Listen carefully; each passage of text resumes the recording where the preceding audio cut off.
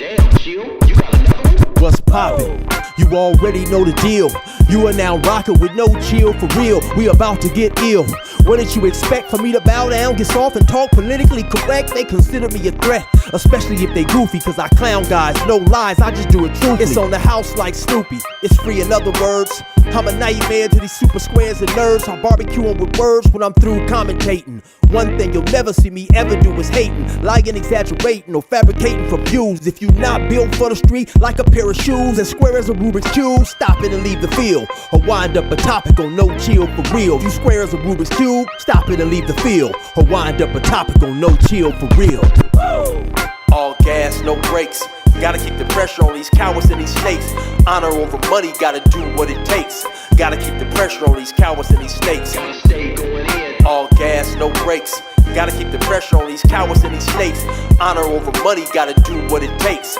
Gotta keep the pressure on these cowards and these snakes.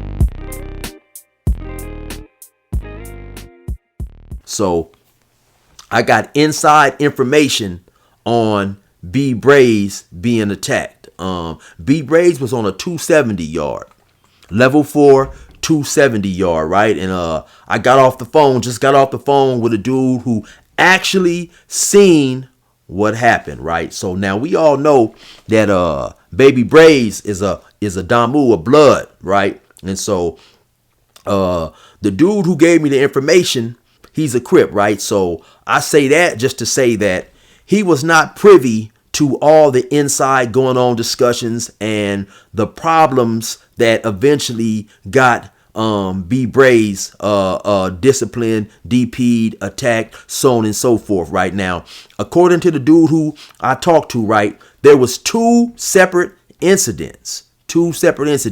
One of them happened on the yard, and that's the one that the dude who I talked to, he witnessed that with his own eyes. And then after that incident transpired, the police actually seen what was going on. They all got write-ups. They hit the alarm. It was documented, so on and so forth. And then once they did whatever they did, and they sent B-BRAZY back to the building, he was then attacked again. And the dude who I talked to, he did not see that one because he was not in the building with B-BRAZY, right? So basically, after he was attacked the second time, obviously the administration must have felt that, not necessarily B-BRAZY, but they had safety concerns because he had just got into an incident on the yard. It was a 2-on-1, and then he got attacked again in the building once again. The dude who I talked to didn't see that, so he doesn't know how many was involved in that second incident. But obviously, when something like that happens, the administration, they have been around and doing time as long as you have had convicts doing time. So, of course, they realized this must be a situation by who was involved. And so his faction, they must feel that they no longer want this dude on the yard. So administration is obligated pretty much now to take B-BRAZY to the hole. Even if B-BRAZY is protesting and don't want to go, he has basically no say in that situation, right? So, like I said, the dude who I spoke to, he's a Crip, right? And he said pretty much from the time B-BRAZY got there, it was a combination of things going on. He said it was some jealousy, it was some envy, and it was some hatred, along with some other stuff, with some politic type stuff, right? He said that he actually had kicked it with BRAZY a couple of times. He said B-BRAZY is a real cool dude. He down to earth. And B-BRAZY, he said he was in there living like a king. B-BRAZY is in there doing good. He said he's looking out for people. He's blessing people with food, so on and so forth, right? So he said that there was jealousy, there was some hatred, and there was some envy. B-BRAZY is running around there. He's doing good. And so, for whatever reason, right, you have some individuals who may not like things like that. He also said, from the outside looking in, he sort of felt that B-BRAZY was dirty politic, right? Now, once again, he's on the outside looking in. He's a Crip, so he's not privy to all the inside discussions, right? But when you're on the yard with an individual, especially an individual who has some stature or some, some publicity. You hear things, people is talking, so on and so forth. Because even though you may have Bloods and Crips, who are historically known not to get along, in prison, man, when you are of a certain race, especially when you are black, eventually everybody is pretty much functioning and programming with everybody, because you're dealing with each other. You're playing basketball together, or you're playing cards, you're in the same building, and you already know that at the end of the day, if something jumps off, it's going to be the blacks against whoever they're fighting against. And so people become friends. People talk a little bit, share information, especially like I said earlier about about a dude like B-BRAZY who may have a little pull for whatever reason, due to his YouTube popularity, so on and so forth, right? Now, so what he also told me is there were some individuals who at times felt that B-BRAZY was putting a little bit too much information out there on his YouTube channel.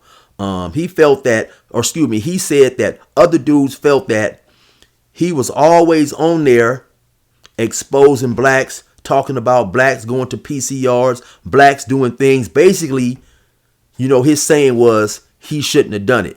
And you had some dudes who was upset about that, because they feel at the end of the day, you have everybody, you have other races also,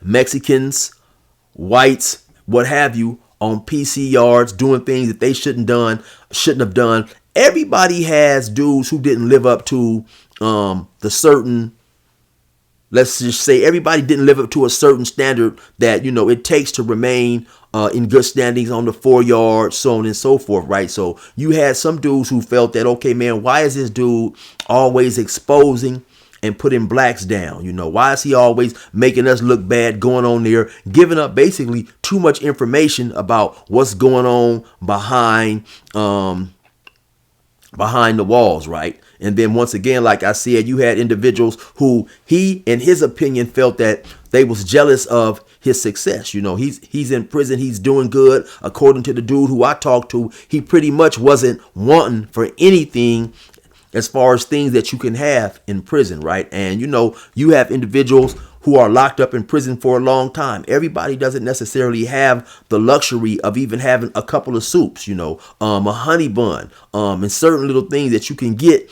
to make your prison time a little bit better, right? And so there's always that jealousy going on at times, right? And then, so when I say dirty politic, sometimes you'll have individuals who are sitting back kind of just waiting for an individual who they have a problem with to do anything that's considered out of line, so then they can, basically press play on him and say, hey man, look, this dude done messed up, this dude done this, dude done that, because they really don't want him on the line anyway, for whatever reason they may have, right? And so, like I said, once again, the dude who I talked to, he is on the outside looking in. He's done some time, he's been down a while, but so, he knows a little bit about doing time, and so that was his observation of what was going on, right? So he said that the situation concerning B-BRAZY had been brewing for a while. Some people were upset once again with some of the videos allegedly that he had made, dissing dudes, saying this or saying that or whatever he was doing, right? I don't necessarily follow B-BRAZY's page on a daily basis, right? But according to my source, you had some dudes unhappy with some of the videos or some of the things that he was saying in his videos, right? And so now, according to the dude who I talked to, this stuff was brewing and going on for some time right now. So he said that B-BRAZY at some point, he knows what's going on, right? He knows that, his faction, the Bloods or whatever, some of them are unhappy and they are having discussions in terms of what's going to be the outcome and how they deal with whatever they felt was a transgression, right? And so eventually it all comes to a halt, or it all comes to, to an end or whatever. And this decision has been made, right? That, he fits to get his issue. He fits to get his DP, so on and so forth, right? Now, when I say this next thing, I don't want nobody to misconstrue or do not understand what I'm saying, right? Now, like I said, the dude who I talked to, he's a Crip, right? And he said 100% B-BRAZY stood on business. He said B-BRAZY went out there like a soldier and he stood on business and he was handling his business. He stayed 10 toes down. He didn't go out there. He didn't go out there and mark out or nothing. He went out there and got cracking and was putting in work. Now, according to my source, right, they sent 2 bloods at B-BRAZY. He gave me their names. He gave me their hood names, right? He gave me their names and he told me what hoods they were from, right? I'm not going to put all that out there, but I will say that it was a blood from up north and a blood from down south. And he said that they sent some of the biggest bloods that was on the yard. He said one of the dudes was about 6 feet, maybe a little bigger, 250 pounds. He said another dude they sent was between 215 and 225 pounds. He said B-BRAZY, and they went over there, I guess, like in the corner somewhere on the yard, and they got cracking. And he said B-BRAZY was handling his business. He was over there squabbing, doing his thing, and he said his knuckle game was definitely decent. He said at the end of that 2-on-1, B-BRAZY's face wasn't marked up. He didn't get beat up. He didn't mark out. He didn't get dogged. None of that. Basically, like I said, his exact words was B-BRAZY stood on business. He stayed 10 toes down, handling his business, man. Putting some punches in on them other dudes too, right? This is what he witnessed. Now, once again, at some point in time, the COs, the guards, somebody in the tower, whoever sees what's going on, they hit the alarm. They go over there. They get that situation under wraps, right? They take them to the program office or wherever they take them. They do whatever they do. And eventually, it gets documented. And at some point, B-BRAZY and those other dudes got sent back to the building that they was housed in. Now, I guess so when B-BRAZY goes into the building, he gets attacked again. And so that's when, of course, it's seen again by the prison staff or whatever. They hit the alarm. They go get him and they take him off again. Of course, and they realize, okay, this dude was just over here 30 minutes or an hour or however long it was fighting or whatever. So obviously now the people that he run with does not want him on the yard. And so they sent him to the hole or wherever right now. According to the dude who I was talking to, he said that was basically just a DP. That was a DP, and wherever B-BRAZY goes from that point, he's going to be good. Now, we already know, right, B-BRAZY, especially those of us who've done time, B-BRAZY is definitely a solid dude, man, in terms of the gang world. He's solid in terms of what he represents, right? And so we definitely know that he'll go wherever they're going to send him. He'll eventually, man, get back on. He'll pop up.